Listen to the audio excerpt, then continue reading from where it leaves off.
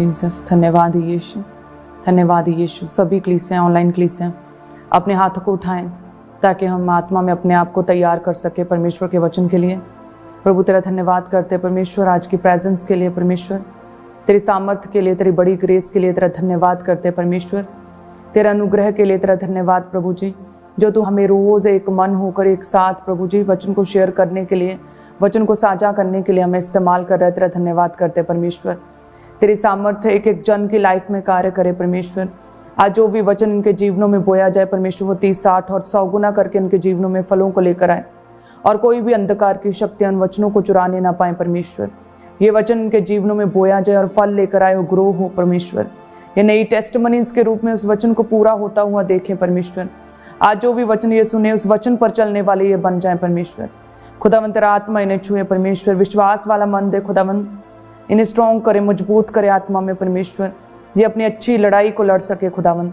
ये कभी भी गिरे ना, अपने आप को शैतान के आगे कभी सरेंडर ना करें, बल्कि आगे बढ़ते जाए मजबूती के साथ, दलेरी के साथ तेरे वचन के अनुसार ये चलते जाएं। एक अच्छी लड़ाई को लड़े परमेश्वर, उसमें सफल हों और जीते अपने अपने जीवन की लड़ाइयों में प्रभु जी, और अपनी टेस्टमनी तक ये पहुंचने पाएं प्रभु यीशु मसीह के नाम में। एक एक जन को परमेश्वर तेरे ब्लड में, तेरी सामर्थ्य में छुपाती, तेरा आत्मा एक एक जन की लाइफ में कार्य करे परमेश्वर। ने छुए, ब्लेस करे एक एक जन, इनके परिवारों को छुए परमेश्वर, इनके घरानों को छुए, इनके दिलों को छुए प्रभु। अपने कामों के लिए, अपने वचन के लिए इन्हें तैयार करें परमेश्वर। तेरे वचन को पूरा करने वाले, तेरी आज्ञाओं, तेरी विधियों को, तेरी व्यवस्था को पूरा करने वाले ये बन जाएं परमेश्वर। तेरा धन्यवाद करते परमेश्वर, एक एक जन, सभी कलीसियाओं के लिए, ऑनलाइन कलीसियाओं के लिए भी प्रभु तेरा धन्यवाद करते हैं। तेरे दास के लिए, इस विजन के लिए तेरा धन्यवाद करते हैं परमेश्वर। बड़ी सेवकाई के लिए, तेरे कामों के लिए तेरा धन्यवाद करते हैं परमेश्वर। तूने हमें जो चुन लिया, तेरा धन्यवाद करते हैं परमेश्वर। जो तूने अब्राहम की आशीष अन्य जातियों तक पहुंचाई, तेरा धन्यवाद करते हैं परमेश्वर। थैंक यू जीसस, मांगते हैं प्रभु यीशु मसीह के नाम में, आमीन, आमीन, आमीन। धन्यवाद यीशु, धन्यवाद यीशु, धन्यवाद यीशु।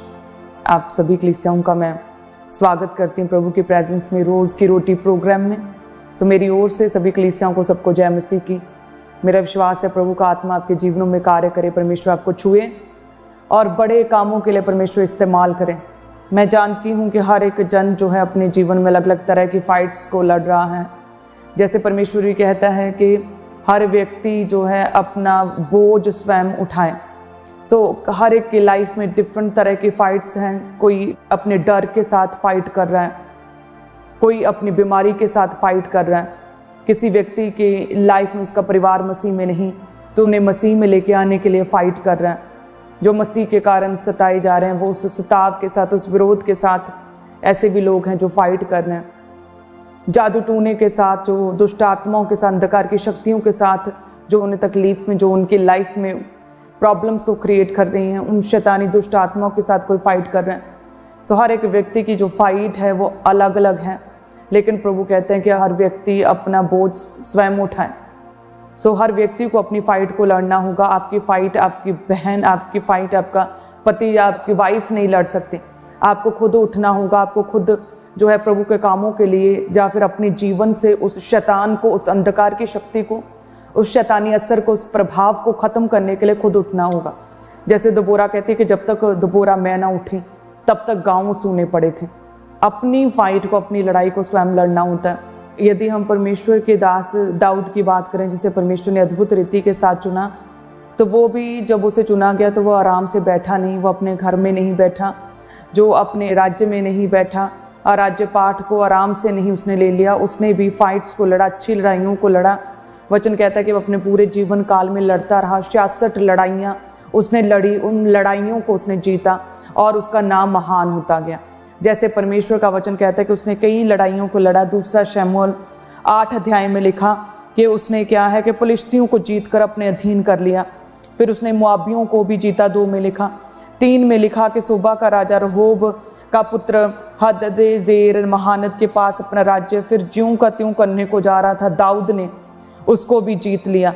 फिर दमिश्क के अरामी सोबा की सहायता करने के लिए जो जा रहे थे, अरामियों को 22,000 पुरुष थे, उनको भी कहते जीत लिया।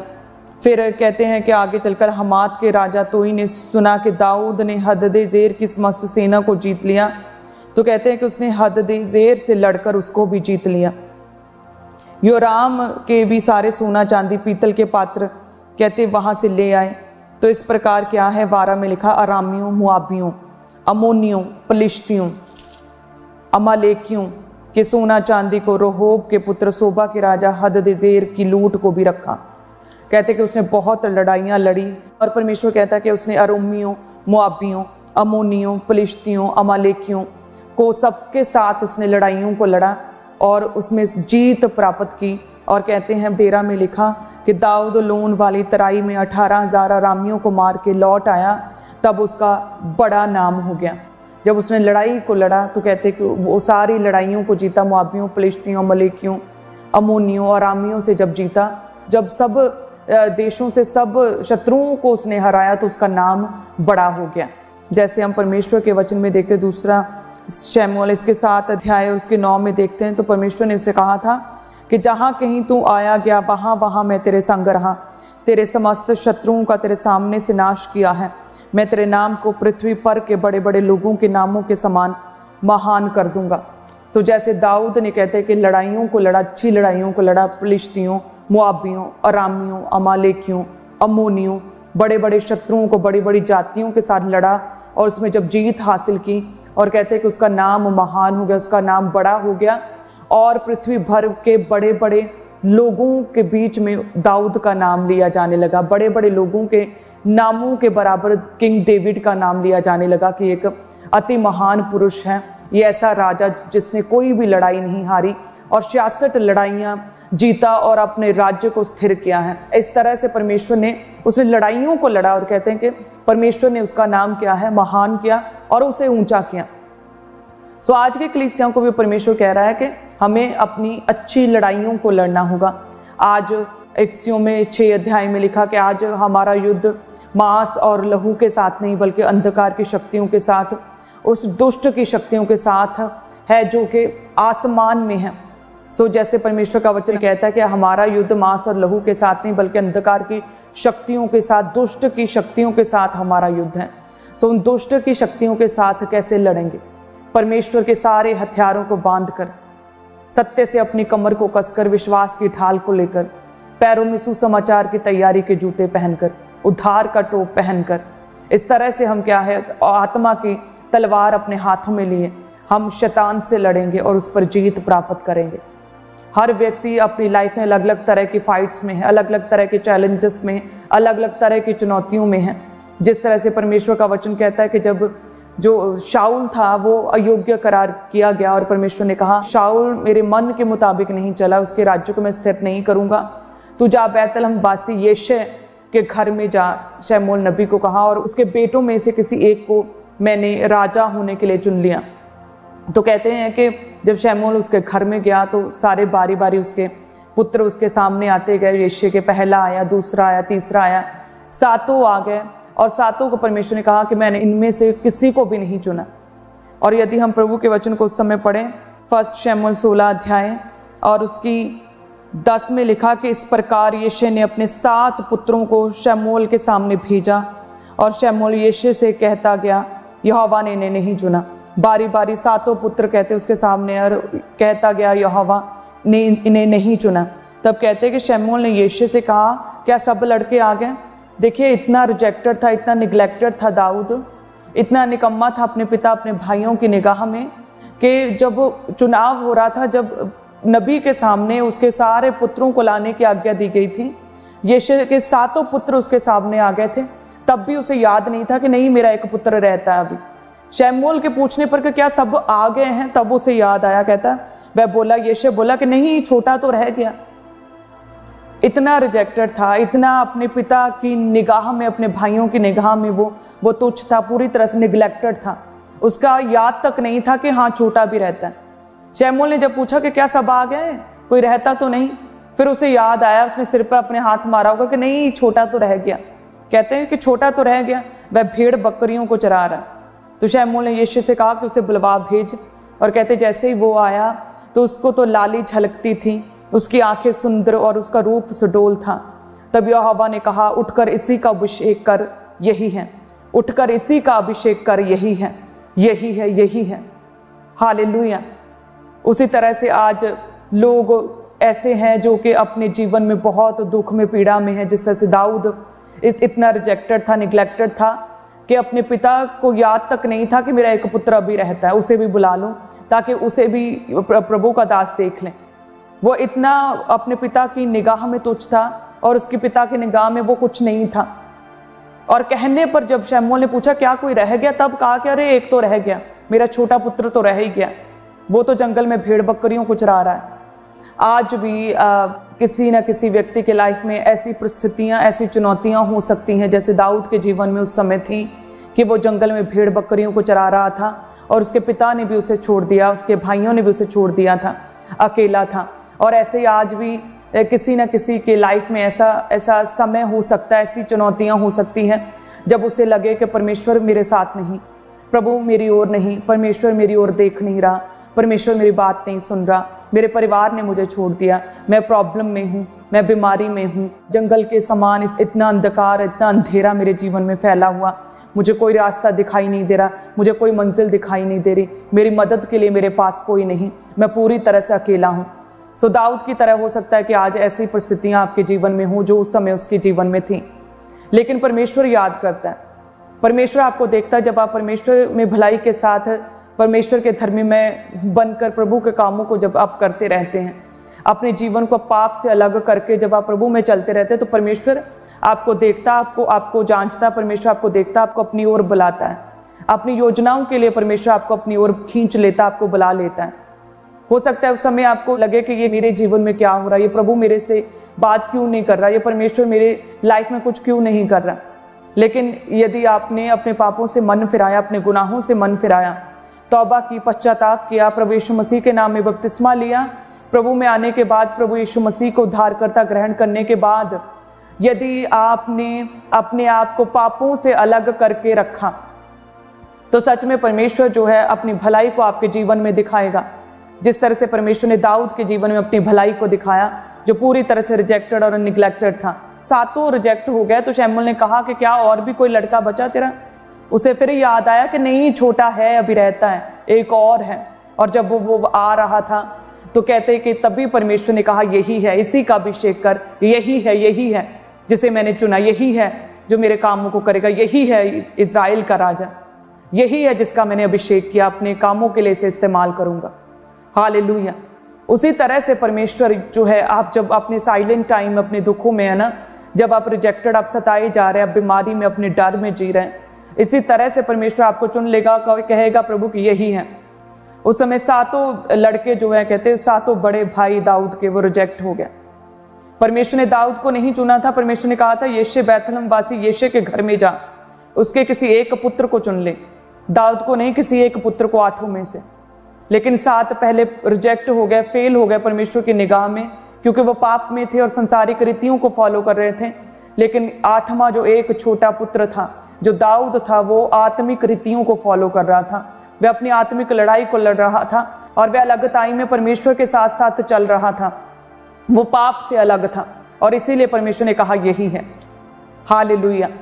सो जैसे परमेश्वर ने दाऊद को चुन लिया, सो उसी तरह से हमें भी क्या है, अपनी अच्छी लड़ाई को लड़ते रहना होगा। वो भी जंगल में था, भेड़ बकरियों को चरा रहा था, और परमेश्वर ने कहा मैंने तुझे तब देखा था जब तू भेड़ बकरियों को चरा रहा था, तब मैंने तुझे इज़राइल का राजा होने के लिए तुझे मैंने अभिषेक किया, तब मैंने तुझे चुन लिया था।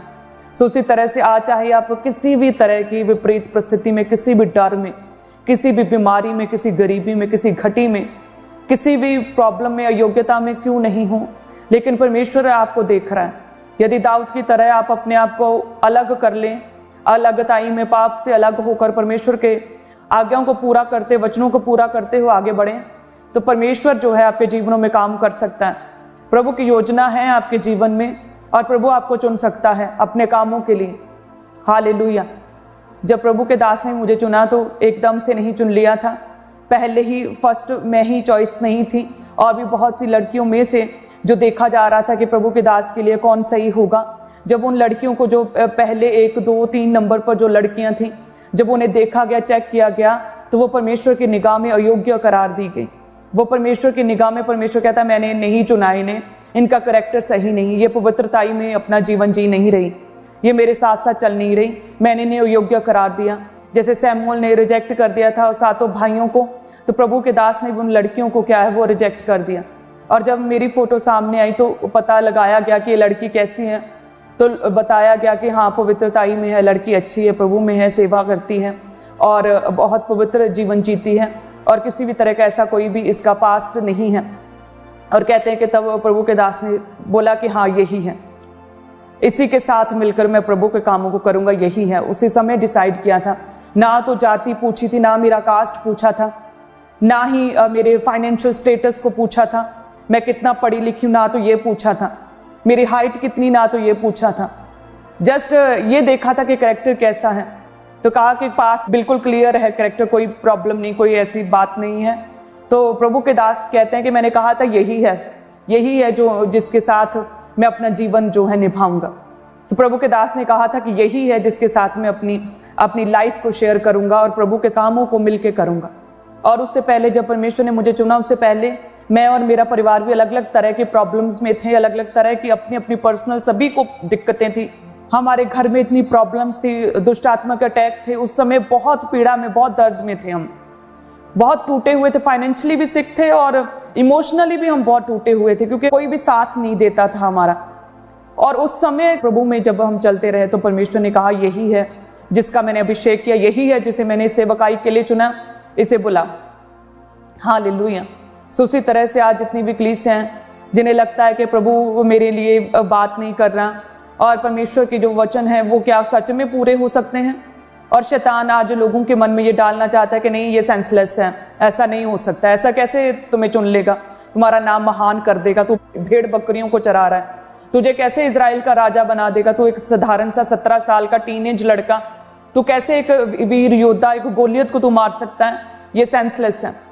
सो ऐसे आज लोगों के मन में शैतान कई तरह के शक को डालता, संदेह को डालता, उन्हें डाउट में डालता, उनके विश्वास को कम करना चाहता है कि नहीं हो सकता, ऐसा नहीं हो सकता। जब परमेश्वर ने इजराइलियों को मिस्र से बाहर निकाला, लाल समुद्र को 2 भाग किया और रास्ता निकाला समुद्र में से, यदि परमेश्वर ऐसा ना करता तो आज तक कोई भी व्यक्ति ये विश्वास ना करता कि ऐसा मिरेकल भी कभी हो सकता है। सो यदि आज आप अपनी अच्छी लड़ाई को लड़ते रहें तो परमेश्वर जो है आपके जीवनों में काम कर सकता है।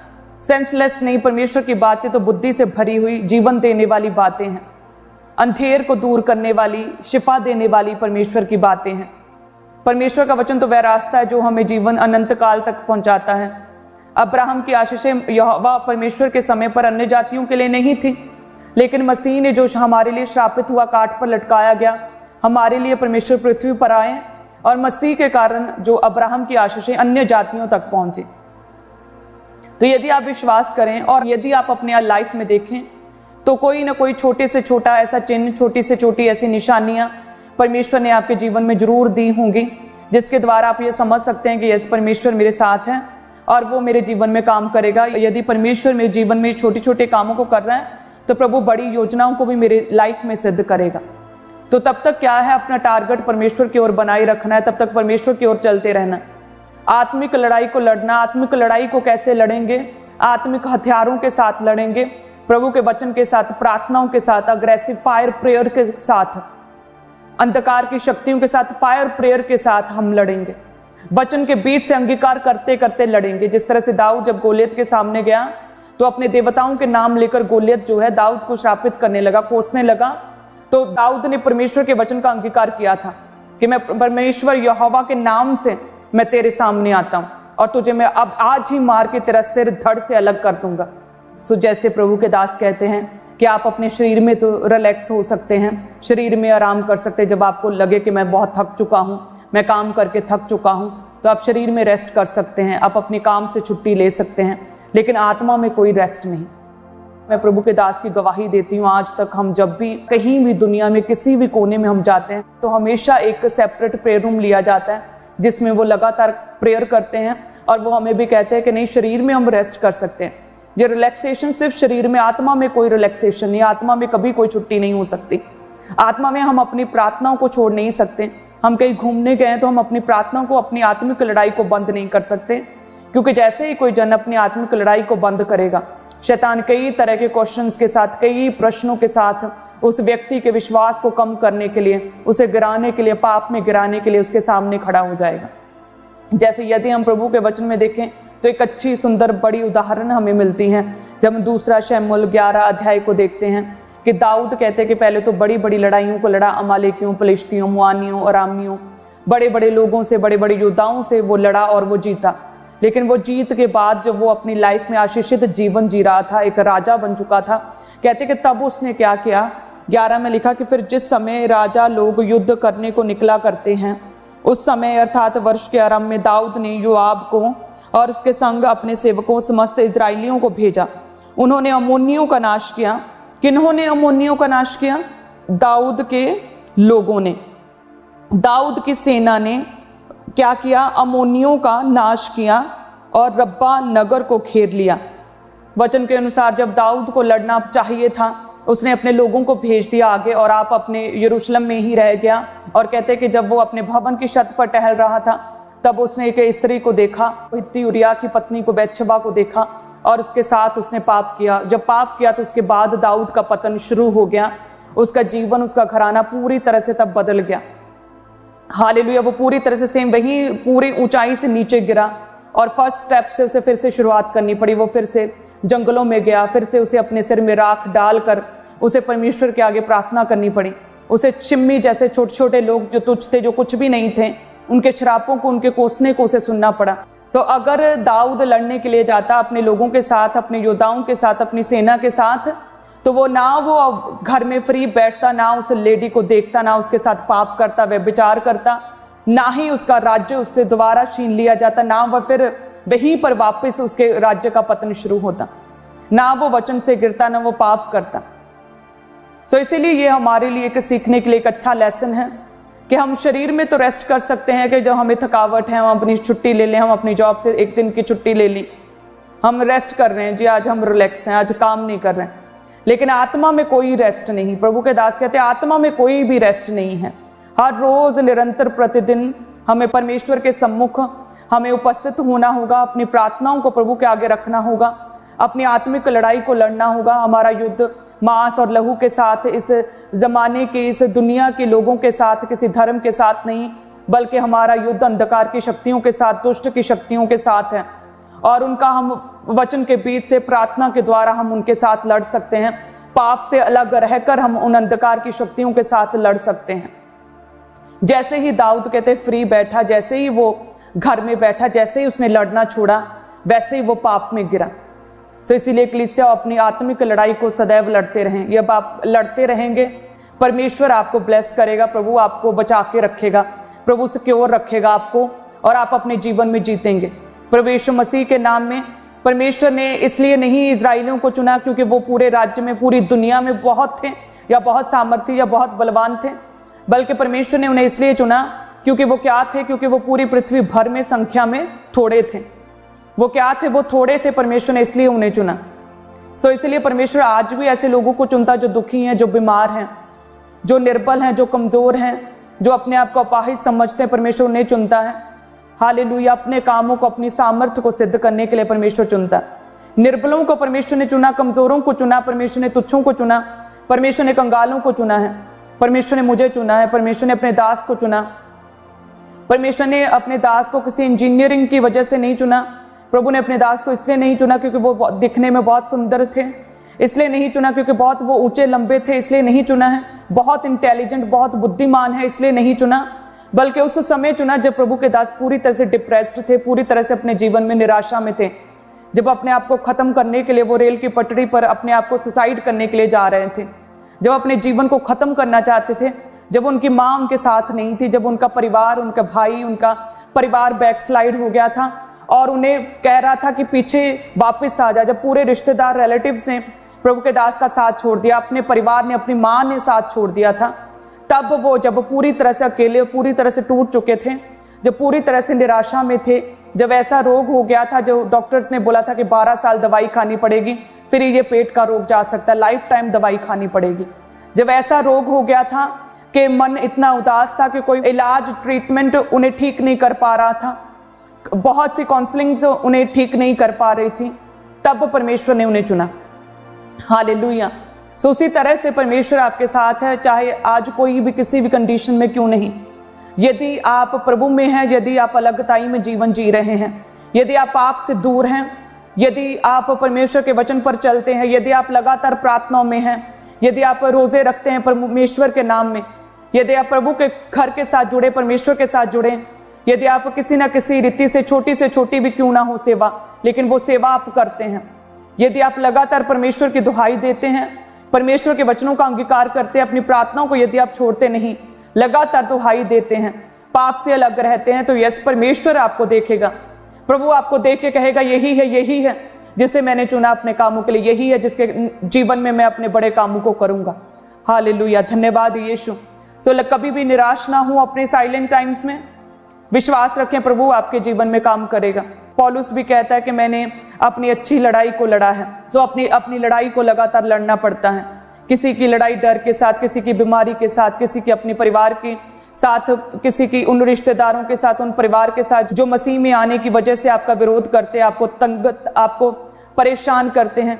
किसी की लड़ाई किसी वजह से है, अंधकार की शक्तियों के साथ लड़ाई है, अपनी फाइनेंशियल ट्रबल्स के साथ, अपनी फेलियर के साथ लड़ाई है, अपने डिप्रेशन के साथ, अपनी उदासी के साथ आपकी लड़ाई है। और परमेश्वर सच में आपके जीवन में काम करेगा, परमेश्वर आपकी ओर देखेगा, परमेश्वर कहेगा यही है, मैंने तेरी दुहाई को सुना, मैंने तेरी प्रार्थना को सुना, मैंने तुम्हें तब देखा जब तू बीमारी में था, जब तू परेशान था, जब तू अपने जीवन में जंगली हालातों में घिरा हुआ था, तब मैंने तुझे देखा। सो इसलिए अपने जीवन की हर परिस्थिति में प्रभु में बने रहें। परमेश्वर सो दुखों को दूर करने वाला परमेश्वर है। सो आपके जीवन को बदलेगा जैसे दाऊद के जीवन को बदला। और साथ में यदि आप अपने जीवन में सुखी जीवन जी रहे हैं, आपने परमेश्वर से बड़ी सामर्थ्य को, बड़ी ग्रेस को, बड़ी टेस्टिमनीज को रिसीव किया है, और आपके जीवन से वो फाइट्स में थे जो आप, उन फाइट से परमेश्वर ने आपको फ्री किया है, उन सारी फाइट्स को आपने जीत लिया है, तो तब भी क्या करें, तब भी अपनी आत्मिक लड़ाई को लड़ते रहें। दाऊद की तरह रिलैक्स ना हो जाएं कि अपने लोगों को तो आगे भेज दिया, अपने परिवार को तो आप कह रहे हैं कि हाँ, अपने बच्चों को कह रहे हैं कि प्रार्थना करो, अपनी पत्नी को तो आप कह रहे हैं कि प्रार्थना करो, आपके घर में तो प्रेयर चलती है, आपके आसपास के लोग तो मसीह में आ गए हैं आपके उन दिनों में मसीह में बने रहने के कारण। लेकिन अब आज जो आपको सब कुछ मिल चुका है, कहीं आज अब तो आपने अपनी आत्मिक लड़ाई को छोड़ तो नहीं दिया। जिस तरह से दाऊद कहते हैं यरूशलेम में ही रह गया और छत पर टहल रहा था और उस स्त्री को देखा और उसके साथ उसने पाप किया और तब उसका पतन शुरू हो गया। चाहे आप दुखी हैं, चाहे आप किसी भी विपरीत परिस्थिति में हैं, किसी भी नेगेटिव हालात में हैं, अपनी अपनी प्रॉब्लम्स में हैं, चाहे आप बहुत सुखी हैं और आपने सारी फाइट्स को जीत लिया है और आपके जीवन में कोई भी प्रॉब्लम नहीं है, क्या है, दोनों कंडीशंस में, सुख में भी और दुख में भी क्या करें, अपनी आत्मिक लड़ाई को लड़ते रहें। कभी भी स्पिरिट में रिलैक्स ना हो, लगातार क्या करें, लगातार प्रार्थना करते रहें, लगातार अपनी अच्छी लड़ाई को, अपनी आत्मिक लड़ाई को लड़ते रहें। अंधकार की शक्तियों के साथ, दुष्ट के साथ, शैतान के साथ उन लड़ाइयों को लगातार लड़ते रहें, ताकि क्या है कि परमेश्वर में आप बने रहें, आप पाप में ना गिरें और प्रभु में आप बचे रहें और आपका घराना बचा रहे और आपकी टेस्टिमनी परमानेंट रहे, आपकी टेस्टिमनी को कोई गिरा ना पाए। हालेलुया। मेरा विश्वास है प्रभु का आत्मा आज आप लोगों को छू रहा है, पवित्र आत्मा आज छू रहा है बहुत से लोगों को। प्रभु आपको ब्लेस करे। जो सुखी हैं प्रभु आज उन्हें भी बता रहा है, आपको सिखा रहा है कि किस तरह से नहीं, आज ही से क्या करना है, आज ही से आत्मिक लड़ाई को लड़ना है, आज ही से मैंने रिलैक्स नहीं होना आत्मा में। हालेलुया, धन्यवाद यीशु। सो अपने हाथों को उठाएं सभी कलीसियां, प्रभु तेरा धन्यवाद करते हैं परमेश्वर। जितनी भी कलीसियां हमारे साथ है, सभी कलीसियां अपने हाथों को उठाएं, ऑनलाइन कलीसियां अपने हाथों को उठाएं। धन्यवाद यीशु। प्रभु तेरा धन्यवाद करते तेरे जीवित वचन के लिए परमेश्वर। सच में आज जितनी कलीसियां हमारे साथ एक मन है प्रभु, तेरा आत्मा इन्हें छुएगा प्रभु, तो इन्हें दुख में भी प्रभु ऐसा बल, ऐसी ताकत और ऐसी सामर्थ्य देगा प्रभु, जो तुझ में ये खड़े रहेंगे। जैसे दाऊद कहते कि भेड़ बकरियों को चराता, जंगलों में रहता, अपने पिता से, अपने भाइयों के द्वारा रिजेक्टेड था, तब भी वो कहते हैं कि वो पाप में गिरा नहीं था। तो उसी तरह से प्रभु तो इन्हें भी ऐसा बल, ऐसी ताकत, ऐसी सामर्थ्य दे प्रभु, कि अपने दुख में, अपने साइलेंट टाइम में भी, अपनी परीक्षा के समय प्रभु तुझ में बने रहे खुदावन, ये कभी भी गिरे ना परमेश्वर। और जितने भी लोग सुखी जीवन जी रहे हैं, अपने जीवन में हर तरह की फाइट को, हर तरह की लड़ाई को जीत लिया, प्रभु इन्हें भी ब्लेस करे, इन्हें आशीषित करे प्रभु, इन्हें भी ऐसा बल दे कि प्रभु ये अपनी लाइफ में रिलैक्स ना हो, ये भी अपनी आत्मिक लड़ाई को सदैव लड़ते रहें। ये अपनी आत्मिक लड़ाई को, स्पिरिचुअल फाइट को जो लड़ना ना छोड़े परमेश्वर। ऐसा बल दे, ऐसी ताकत, ऐसी बुद्धि दे प्रभु, अपने कामों के लिए इस्तेमाल करें प्रभु। जिस तरह से परमेश्वर तूने दाऊद का अभिषेक किया, तूने कहा कि मैंने इजराइल का राजा होने के लिए इसे चुना, इसी का अभिषेक कर। यही है हे खुदावन, जितनी कलीसियां इस समय दुखी हैं, जो कोई व्यक्ति इस समय बीमार है, जो भी व्यक्ति इस समय सताव में, किसी तरह के विरोध के नीचे, किसी भी तरह के दुख में है परमेश्वर, किसी भी तरह की पीड़ा में, दर्द में है, खुदावंद ने भी सेम उसी तरह से याद करे प्रभु, याद करे परमेश्वर। जिस तरह से तूने दाऊद को भेड़ बकरियां चराते समय उसे देख लिया था, उसी समय तूने सोच लिया था, मन में ठान लिया था कि यही है इजराइल का राजा होने के लिए। उसी तरह से परमेश्वर इन कलीसियां की ओर देखें खुदावंद। ये लोग जो अभी प्यासे हैं प्रभु, ये जो तरस से भरे हैं परमेश्वर, जो दुखी हैं प्रभु, जो बीमारी में प्रभु, तेरा आत्मा इन्हें छुए प्रभु, इनकी ओर देखें, इन पर दया करे परमेश्वर, मर्सी करे खुदावंद, इन पर दया करे, मर्सी करे, हील करे परमेश्वर। सारी अंधकार की शक्तियों को, दुष्ट आत्मा को, शैतानी दुष्ट आत्माओं को इनके जीवनों से बाहर निकालें। शैतान को इनके जीवनों से शर्मिंदा करे परमेश्वर। जिस तरह से गोलियत को शर्मिंदा किया था, फलिश्तियों को शर्मिंदा किया था दाऊद के द्वारा, उसी तरह से परमेश्वर इनके जीवनों से हर उस नेगेटिव व्यक्ति को, शत्रु को परमेश्वर, दुष्ट आत्मा को, उस बीमारी को, हर उस चुनौती को शर्मिंदा करे परमेश्वर। इनके जीवनों से खत्म कर दे, वो पूरी तरह से खत्म हो जाए इन जीसस नेम। इन्हें फ्री करे, इनके परिवारों को छुए, ब्लेस करे परमेश्वर। अपनी सामर्थ्य के साथ एक एक जन को भरे प्रभु, अपने बड़े कामों के लिए इन्हें इस्तेमाल करे परमेश्वर। तेरा पवित्र आत्मा इनके जीवनों में काम करे प्रभु, तेरी सामर्थ्य इनके जीवनों में काम करे परमेश्वर। हे खुदावंद, अब्राहम की आशीषें परमेश्वर जिस तरह से अन्य जातियों तक पहुंची, इसहाक तक पहुंची, 100 गुना फलों को पाया परमेश्वर, याकूब तक पहुंची, यूसुफ तक पहुंची परमेश्वर, वो बढ़ता गया, अति महान पुरुष हुआ। उसी तरह से अब्राहम की आशीषें परमेश्वर इनके जीवनों में पहुंचे खुदावंद, क्योंकि मसीह के कारण परमेश्वर ने अन्य जातियों को चुन लिया प्रभु। अब्राहम की आशीषें इनके जीवनों में पहुंचे प्रभु, इन्हें ब्लेस करे खुदावंद, इन्हें आशीषित करे, इनका नाम महान करे। जिस तरह से दाऊद का नाम पूरे पृथ्वी के बड़े बड़े लोगों के बीच में उसका नाम महान किया, उसी तरह से लोगों का नाम महान करे प्रभु। शर्मिंदगी को दूर करें, हर तरह की शर्मिंदगी को इनके जीवनों से दूर करे परमेश्वर, और गुड न्यूज इनका हिस्सा ठहरे प्रभु यीशु मसीह के नाम में। अंधकार की शक्तियों को मैं झिड़कती हूँ प्रभु यीशु मसीह के नाम में। इनके परिवारों से, इनके रिश्तों से, इनके कामकाज से, इनके जॉब, इनके फाइनेंस से, इनके बच्चों के जीवन से, इनके रिश्तों से, इनके परिवारों से हर अंधकार की शक्ति, दुष्ट आत्माओं को मैं झिड़कती हूँ प्रभु यीशु मसीह के नाम में। अभी प्रभु यीशु मसीह के नाम में इनके जीवनों से बाहर निकले, आउट हो जाए इन जीसस ने। B free in the name of Jesus, B free in the name of Jesus, B free. धन्यवाद यीशु, धन्यवाद पिता, तूने हमारी प्रार्थनाओं को सुना। तेरा धन्यवाद करते परमेश्वर। सच में तू परमेश्वर आने वाले समय में इनके जीवनों में बड़े कामों को करेगा परमेश्वर, अपनी सामर्थ्य को सिद्ध करेगा खुदावंद, एक बड़ी गवाही के साथ तू इन्हें खड़ा करेगा। मैं तेरा एडवांस में धन्यवाद करती हूँ और मांगते हैं प्रभु यीशु मसीह के नाम में, आमीन, आमीन और आमीन। धन्यवाद यीशु, थैंक यू जीसस, हालेलुया। सो कलीसिया, आप सभी जन ब्लेस्ड हैं। जिस तरह से आज मैंने वचन सुनाते समय परमेश्वर की सामर्थ्य को, उसके पवित्र आत्मा को, ऐसे भारी सामर्थ्य को मैंने महसूस कर रही हूँ समय, उसी तरह से मेरा विश्वास है बहुत से लोग जो पूरी तरह से अपने पूरे दिल के साथ, पूरी सच्चाई के साथ, पापों को त्याग कर पश्चाताप के साथ प्रभु के वचन को सुनते हैं, प्रभु उनके जीवन में कामों को करता है, परमेश्वर अपनी योजनाओं को उनके जीवन में सिद्ध करता है। सो उसी तरह से परमेश्वर का एक्सपीरियंस आपको होगा और परमेश्वर अब आपके दिनों को बदलेगा प्रभु यीशु मसीह के नाम में। गुड न्यूज़ आपका हिस्सा है। सो आप सभी जन ब्लेस्ड है, सभी कलीसियां ऑनलाइन कलीसियां हैं, धन्यवाद यीशु। सभी कलीसियां इसी तरह से आत्मा में रहें, प्रभु में बने रहें, लगातार प्रेयर्स में रहें, अपनी आत्मिक लड़ाई को लड़ते रहें। आज ही से शुरू करें आत्मिक लड़ाई, आज ही से अपनी प्रार्थना को शुरू करें, निरंतर प्रार्थना करते रहें ताकि आप परीक्षा में ना फंसें। और प्रभु आपके साथ है, हम आपके साथ हैं, और ये विजन, ये सेवकाई आपके साथ है। हम आपके लिए सदैव प्रेयर्स करते हैं, प्रभु के दास आपके लिए दिन और रात प्रार्थनाएं करते हैं, और प्रभु आपको छुएगा, आपको बचा के रखेगा। तो आप भी अपने जीवन से, हर तरह के पाप से अलग होकर प्रभु में आगे बढ़ें, और प्रभु आपको ब्लेस करेगा, आपको आशीषित करेगा। धन्यवाद। सो जिन लोगों की लाइफ में कोई भी टेस्टमनी बने, अपनी टेस्टमनीज को शेयर करें। सो प्रभु के नाम में हम कल मिलेंगे सेम टाइम पर परमेश्वर के वचन को शेयर करने के लिए। तब तक के लिए आप सभी जन ब्लेस्ड हैं। प्रे माउंटेन प्रेयर के लिए भी अपने आप को तैयार करें। God bless you all, God bless you.